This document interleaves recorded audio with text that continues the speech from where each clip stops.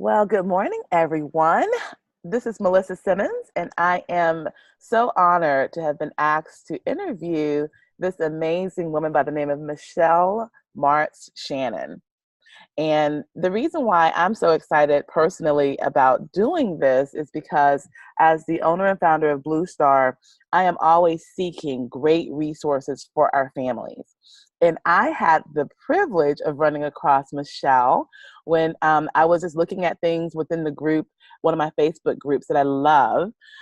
So it's the Black Homeschooling Family Support Group, which, by the way, Michelle helped to found. And so I wanted to, reach out to her because she has an amazing program on etiquette. And so, Michelle, thank you so much for the honor of just sitting with you and being able to talk to you and get to know you more so that I can, of course, be able to share this with my families too. So thank you for your time. Thank you for interviewing me. I am very honored to have you interview me. Great. So I thought what we would do is just kind of get started with something basic because a lot of my families have never had a chance to be a part of the homeschool group. I have families from all different cultures and different parts of the world. So I would love for you to introduce yourself and just tell us a little about your homeschool family as well as how you discovered the art of etiquette. Okay, my name is Michelle March Shannon. I am the owner of M. Shannon Etiquette Training. And what I do is I train children on etiquette, and I also train women to become etiquette coaches.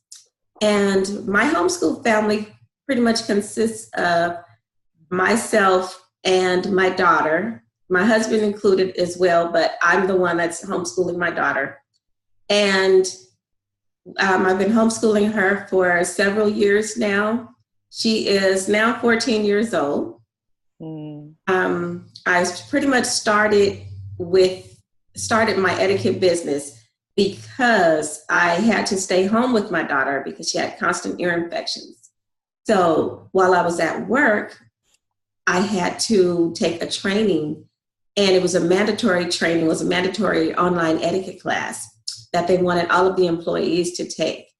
That was something that inspired me to create my etiquette business. The classes that I took, I had to take them before I went to maternity leave.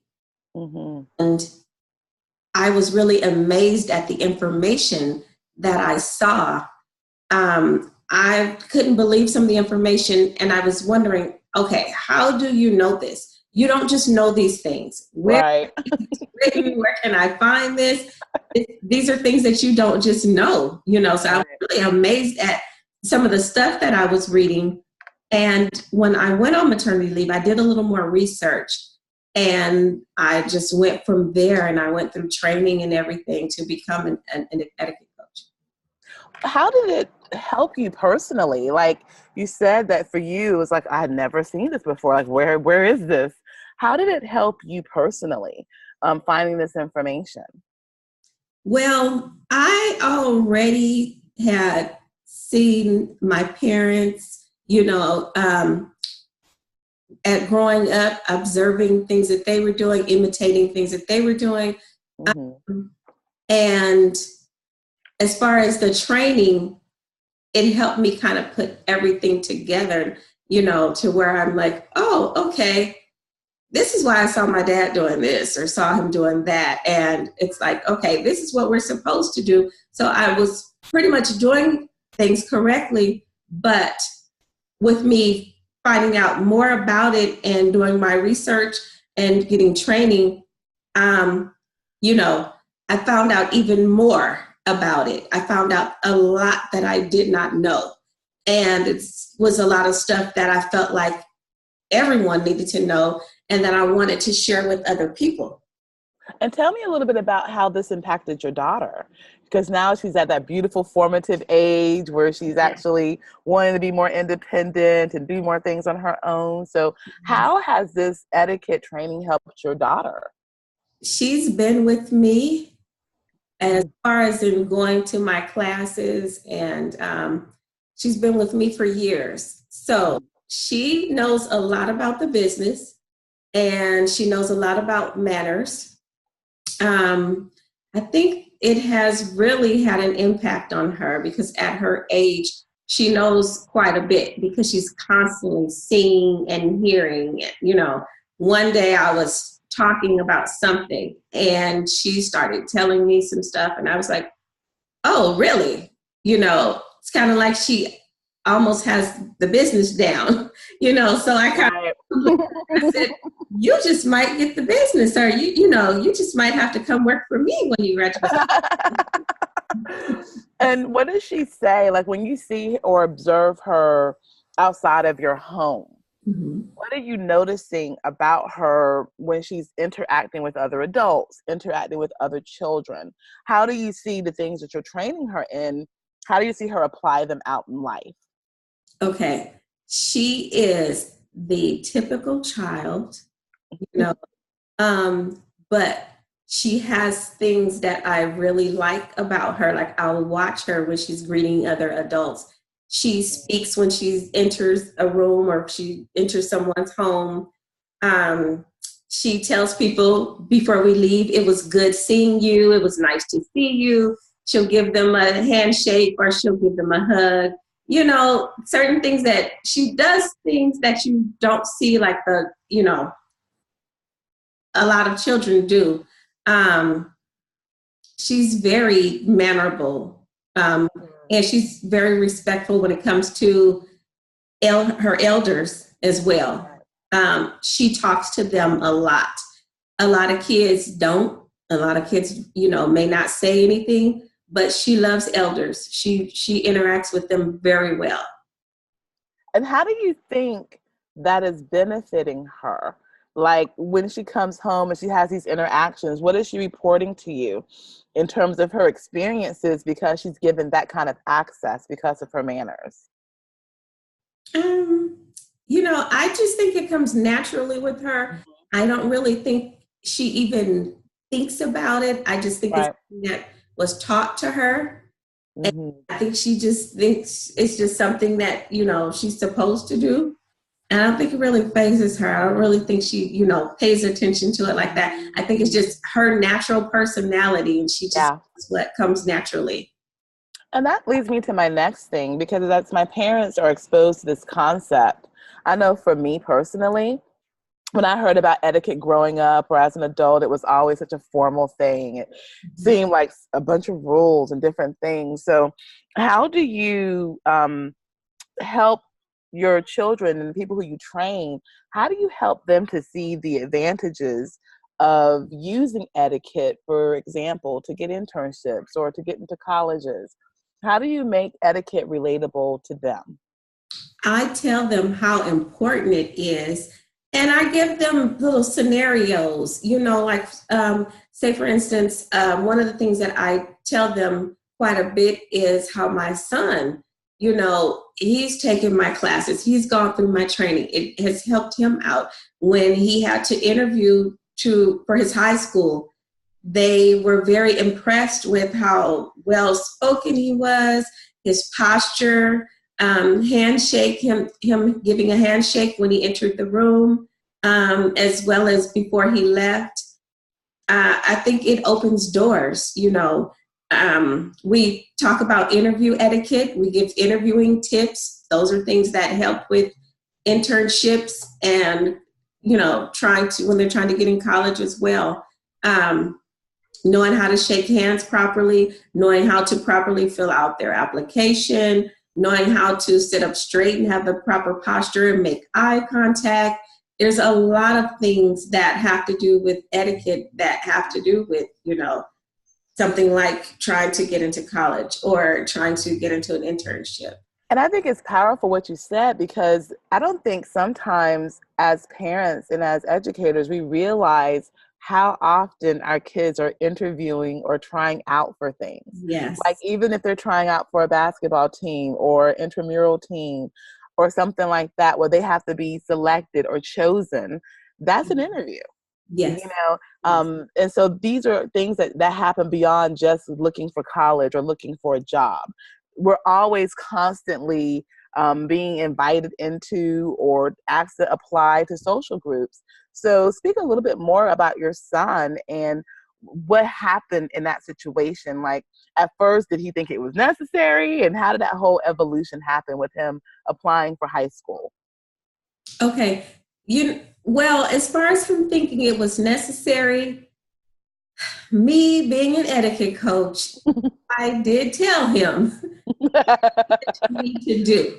Before you go in, you need to make sure when you go in, you shake the person's hand, or when they enter the room, you stand and you shake their hand. You make sure that you make eye contact with them. Make sure that you're sitting up straight. Don't say nah and yeah. Right. And no. And, those are things that I kind of told him before he went in. He knew that he really wanted to go to the school, so he knew that he had to make an impression. But Right. me as a parent, I kind of told him what he had to do it. And one of the things that I always say is prepare them beforehand. Prepare them before the interview, before the invite. Prepare them beforehand. Don't wait until they get that invitation or they get that application, or don't wait until the last minute. Prepare them so that they can get whatever it is that they're trying to go for. And that's really powerful what you just said, Michelle, because what I'm hearing from you in terms of sharing about your daughter and your son is this feels like natural to them. This doesn't feel like, hurry up, let's crunch, let's pressure you into doing this. This sounds like a lifestyle, a way of being.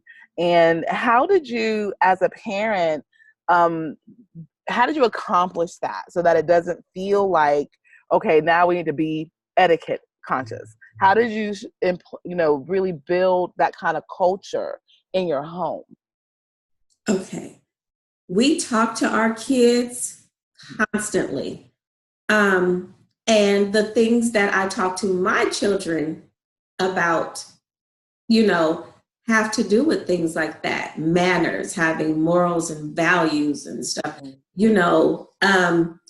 There are things that our parents teach us, when we're younger or as we're growing up. As a parent, you pick and choose what you want to take along with you to pass on to your child. Right. And that's something that I felt was necessary to pass along to my children. So in parenting, everyday parenting, these are things that I tell my children when I talk to them. These are things that I teach them as I'm talking to them and teaching them about different, life experiences. Amazing.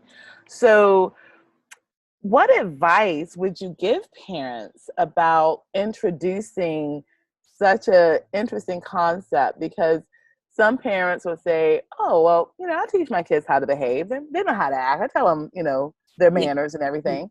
So how would you differentiate what you're doing with what is typically done in terms of, okay, sit up, okay, clean your room, say hi, how would you differentiate what you're doing? I have an ebook, and it's it's kind of funny. And I say, your parents were teaching you etiquette. Your mother was teaching you etiquette and you didn't even know.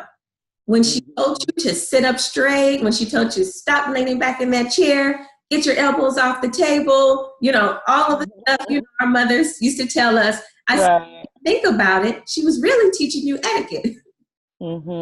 So, I always say that I think parents teach kids about etiquette, and the difference between my teaching and them sending them to me is I am a trained etiquette coach.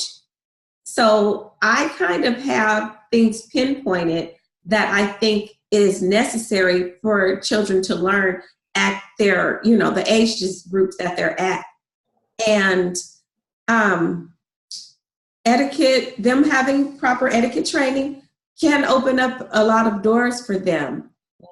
They can become very successful. And I always say, don't wait until they become, the next president or city councilman or, Right. Get the training beforehand, Yeah. don't wait until they are, going to become class president or, Exactly. I think that's how they become president.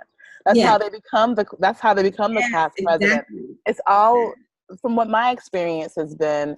And I'm so grateful to meet you because you just helped me to make a lot of connections as to why I got to where I am. When I was in high school, I got a full scholarship to go anywhere in North Carolina I wanted to go pretty much. Mhm, And it was because of etiquette. It was because of my mother mhm. and her teaching me. She didn't call it etiquette, but she would just say, before you go out my house, this is what you need to know. Yes, And yes. so that was my etiquette class. And so she talked to me about greeting people. You know, my father taught me how to shake hands with people. Mhm, And I noticed that when I would go into these scholarship interviews for high school, for college, for my full scholarship to be a teacher, they were people would walk away when I would walk out. They would say, "What an impressive interviewer you are! What a this, that, and the other you are!" And yeah. it did not start before my scholarship interviews. It started when I was young. You know, I was just taught as a young child to, look people in the eye when I spoke to them, to engage with them, and to use kind words, and to really speak in sentences that were clear. And so I didn't feel like I was not being true to myself. I Mhm, didn't feel like I'm being something other than my culture. I mhm. always felt like all I was being made aware Yes. that when I'm not hanging out with my friends and watching them live in color, I'm dating myself, I know. When I'm not watching them live in color and all my little shows and stuff that I used to like to watch when I was younger, when I was hanging with my crew and listening to Tribe Called Quest, I needed to switch gears if I wanted to get access to certain things. Mhm. So I really resonate so much to what you're sharing. So I Yeah. hear that there is uh, what is your goal for National Etiquette Week? There's a National Etiquette Week coming up. Can you tell us more about that and Yes. what you're striving to do with that? I'm going to go back to your last question because I kind of went around before I answered your last question. Sure, sure. I have parents that tell me all the time, my child is so polite. Oh, my child is so nice. Oh, my child has manners. Oh, my child doesn't need this. But, oh, this is really nice that you do this. Oh, my child is really very respectable. And I tell people, you can have a polite child, you can have a nice child all day long. But does your child know proper etiquette? Does your child know how to shake hands properly, connecting, at the web? Does your child know how to give a nice firm handshake, shaking the whole hand and not the fingers? Does your child know how to pull out a chair or how to sit in a chair properly? Does your child know which fork as the salad fork? There's a lot of things that even nice and polite children need to know too. Mm-hmm. Um, and I just wrote a book. I have a book for teenagers, 31 Everyday Good Manners and Habits for Teens. Mm-hmm. And I pinpointed 31 manners that I thought were important and that teens needed, that they Brilliant, need brilliant. before becoming an adult. These are things that they need to know, and it's a lot of stuff in that book, but I pinpointed the most important things that they need. However, they need to know, all of that stuff and a lot more. And whether they're nice and polite or not, they need to know that people are looking at them. And there are things that they need to know because our society has rules, and you never know how someone's looking at you when you're not, obeying. That is such a great point. It's such a great point that you bring up that this isn't just about personality. This isn't just about if you're sweet and you're nice and you're gentle, but that this is really going that extra step of understanding some things to be aware about and Yeah. knowing how to do, like actually learning practical how to. Yes. And I glanced at some of the things that you talked about. For example, cell phones. You talk about cell phone usage, which Yes. a lot of people, when they think about etiquette, they just think of, like you said, the salad fork and where does the glass go and this, that, and the other. But I love how you've brought it to the 21st century and you talk about cell phone usage, because I know I benefit from that. I think I've rubbed some people wrong with my cell phone usage in the past. And so I think it's important to be aware of some things digitally, because we have a very digital generation. So can you speak to that a little bit, in fact, about how you have kind of updated classical etiquette to modern times? Okay. Times that are constantly changing. We've gone from a lot of different things, to our computers and cell phones and, so we kind of have to go along with the times. And I do provide information on the cell phones, not using your cell phones in public. It becomes offensive when you are using your cell phone in the elevator, in a crowded elevator with other people, and them having to hear your conversation, or you having the person on speakerphone. People, they kind of do what they want to do, with the cell phones, and emailing people and using slang and, using caps. I kind of had to get embarrassed when I learned about emailing people using all caps. I emailed someone while I was at work, and I used all caps, and she emailed me back, and she was like, "Why are you yelling at me?" She was very offended, but I didn't know that I was yelling because I was using all caps. So, these are things that I think we need to bring to their attention, and as far as the cell phones, you never know how someone else is looking at you. We go back to that again. You're not supposed to use your cell phones. Even in the checkout line in the store, you should not be on your phone while you're checking out, while someone, while you're checking out and you're paying for something. You should be getting your money out, ready to pay for it, not holding a phone conversation. There are places that it's appropriate for, and there's a lot of places that it's not appropriate for. And these are things that people need to know.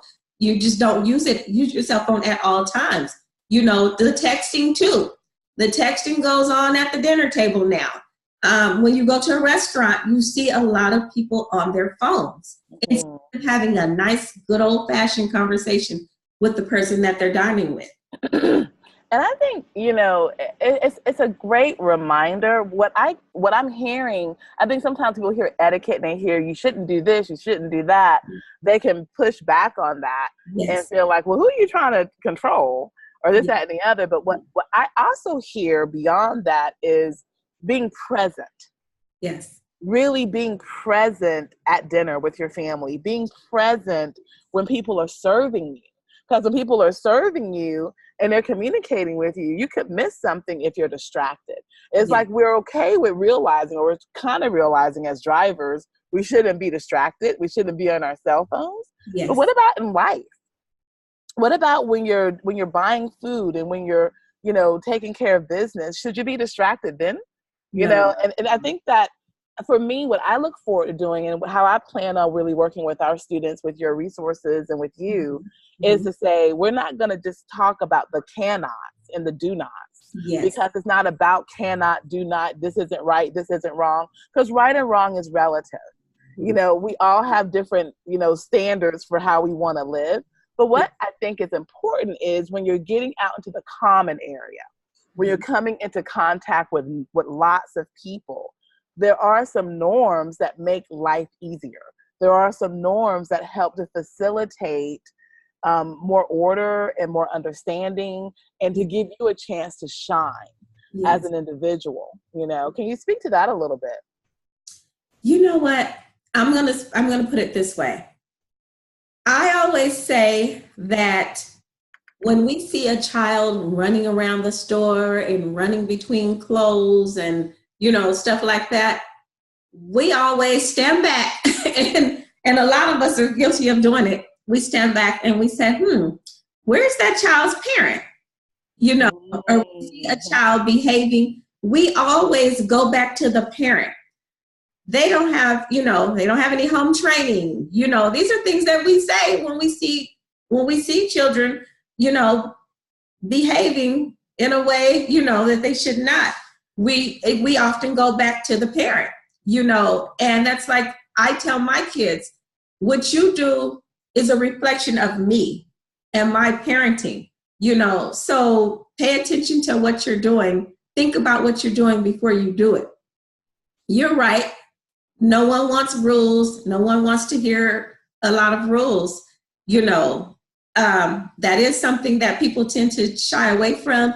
Oh, that's nothing but a bunch of rules. You know, I don't want to do that. I don't want to. But when they come in contact with a situation where they need it, where they need to know this information, then that's when they go looking for it.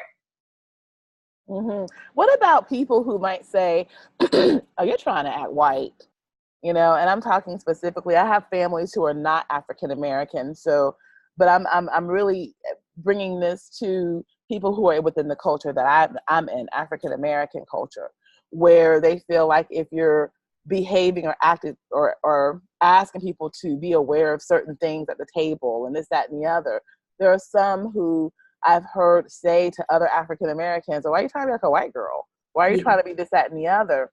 I want to address that head on and just, you know, really talk about what exactly is acting white and what is etiquette truly.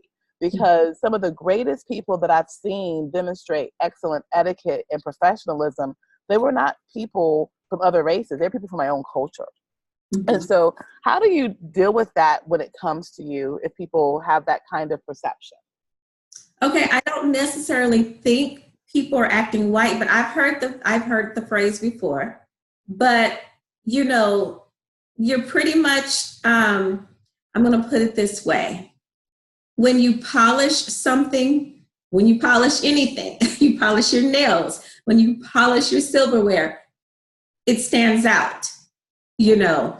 So I don't think that they're necessarily acting white. I think that's just something that stereotype, or, you know, something that has been put in people's minds. But I think once they start going around or becoming more familiar with a certain group of people, um, you know, you'll realize that you do need it and that you do need to use it.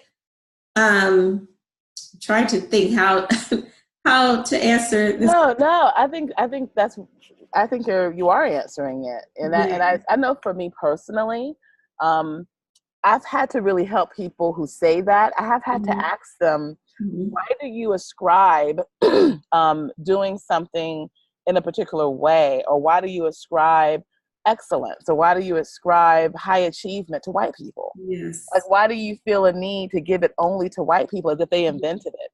You know, this Yes. is a human thing. It's a soul thing. It has Yes. nothing to do with race and culture. We're Yes. talking about what is the most effective behavior in a particular situation, Mhm. you know. And that's, for me, one of the things that I'm really trying to get across to our families, because at Blue Star we are building up our kids to be masters of themselves. Mhm. We're teaching them how to be master students and master citizens, and Mhm. so we want them to be the best of the best of the best.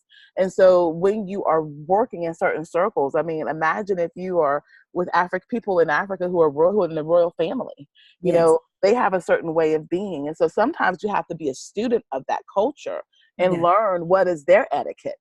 Yes. So this is just, to me, a baseline of understanding what's commonly done around your circle, within your Mhm. culture, within your country. Mhm. But etiquette is a lifelong learning thing. It You is. know, it's something that you need to also go beyond what we do here in our country or in our society, and ask yourself, well, what do they do in China? What do they do in India? You Yes. know? You know, we've all been turned off by that person that does stuff, you know, and it kind of offends everyone else. And they just do what they want to do.